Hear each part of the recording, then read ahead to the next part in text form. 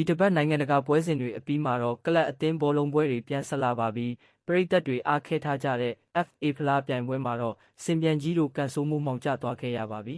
။ချန်ပီယံရှစ်ကဆောက်တန်တန်အသင်းရဲ့နီးပြူဟာအောက်မှာစင်ပြန်ကြီးတို့တောင်ပန်ရိုက်ခံလိုက်ရပြီး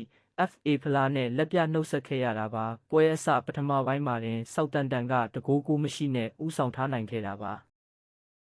ဒုတိယပိုင်း68မိနစ်မှာဖစ်တာရော့ခရက်ကစင်ပြန်ကြီးအတွက်ခြေပကိုပြန်သွင်းပေးခဲ့လို့မျှော်လင့်ချက်ပြန်ရှင်ခဲ့သေးပေမဲ့85မိနစ်မှာတော့ဆောက်တန်တန်ကအနိုင်ဂိုးသွင်းယူသွားခဲ့ပါတယ်။လက်ကျန်မိနစ်တွေမှာစင်ပြန်ကြီးတို့ဂိုးရဖို့အသေးအတန်ကြိုးစားခဲ့ပေမဲ့ပွဲပြီးမှာတော့2ဂိုး1ဂိုးဆိုတဲ့ရလဒ်နဲ့ပဲရှုံးနိမ့်သွားခဲ့ရပါတယ်။ဖလားလေးလုံးအိမ်မက်မက်ခဲ့တဲ့စင်ပြန်ကြီးဖန်တွေအတွက်တော့ကျွဲစိန်ဖလားကိုနိုဘူးတို့စီပေးလိုက်ရတယ်လို့အခုလဲFA ဖလားကနေထွက်ခွာလိုက်ရပါပြီ